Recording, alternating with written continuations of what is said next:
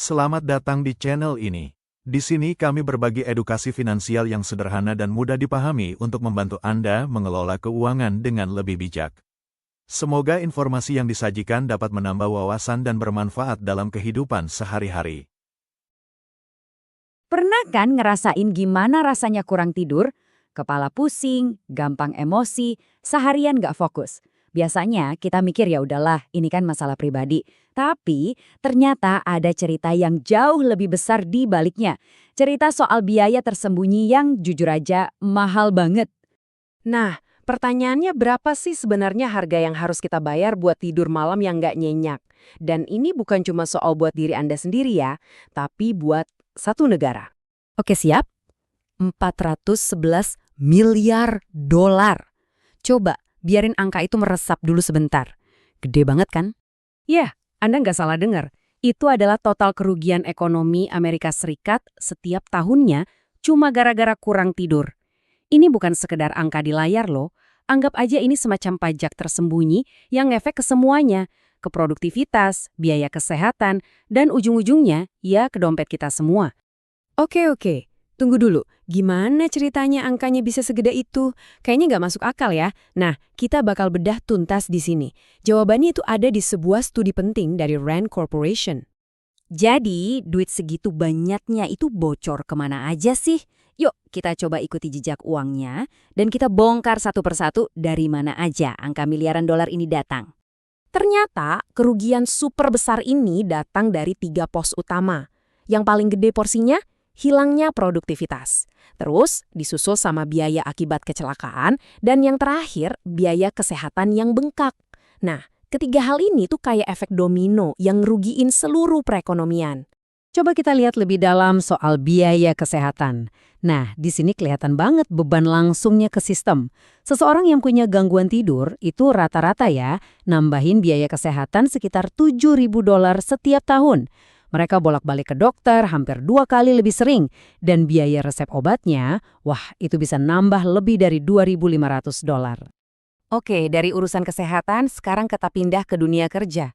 Karena, jujur aja, disinilah biaya terbesar itu ngumpet.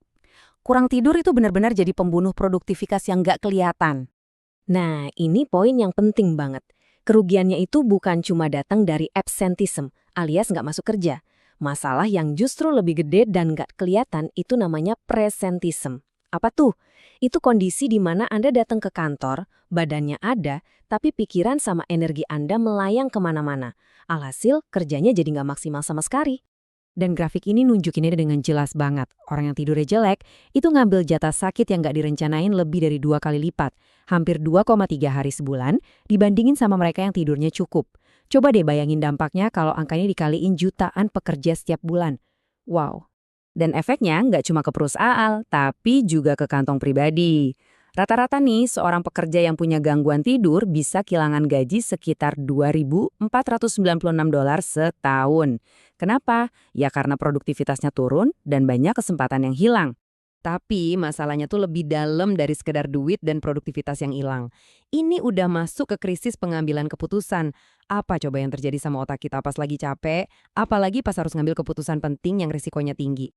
Ada sebuah studi di pasar keuangan yang nemuin sesuatu yang gila banget sih. Mereka menemukan bahwa peramal non-profesional menunjukkan penurunan signifikan dalam akurasi ramalan mereka setelah perubahan waktu musim semi. Artinya apa? Cuma kehilangan 1 jam tidur aja udah cukup buat bikin penilaian finansial mereka jadi berantakan. Dan ternyata ini nggak cuma terjadi di dunia saham. Hal yang sama juga terjadi di kalangan pengusaha.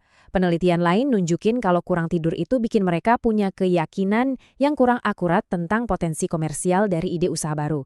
Gampangnya gini, pengusaha yang kecapean jadi lebih susah bedain mana ide bisnis yang bakal sukses sama mana yang bakal gagal. Jadi pesannya jelas banget kan? Dari pialang saham di Wall Street sampai para inovator di Silicon Valley, kurang tidur itu ngerusak kemampuan kita buat ngambil keputusan-keputusan krusial yang jadi motor penggerak ekonomi. Oke, dan jangan salah, ini bukan cuma masalahnya Amerika doang. Ini tuh udah jadi defisit tidur global. Coba yuk kita lihat gimana negara-negara maju lainnya ngadepin tantangan yang sama.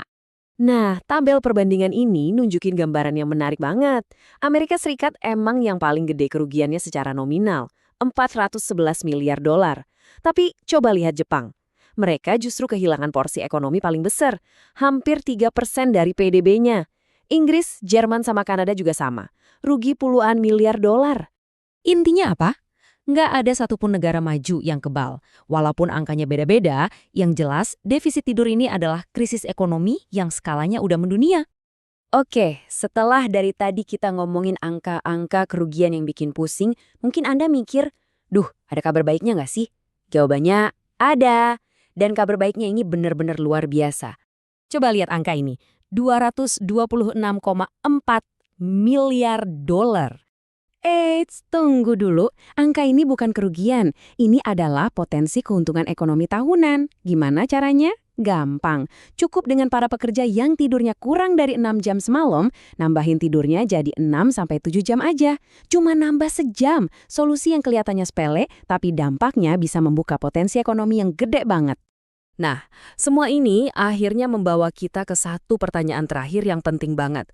Kalau nambah 1 jam tidur aja bisa menghasilkan miliaran dolar buat ekonomi, kira-kira berapa sih nilai 1 jam tidur tambahan itu buat Anda pribadi?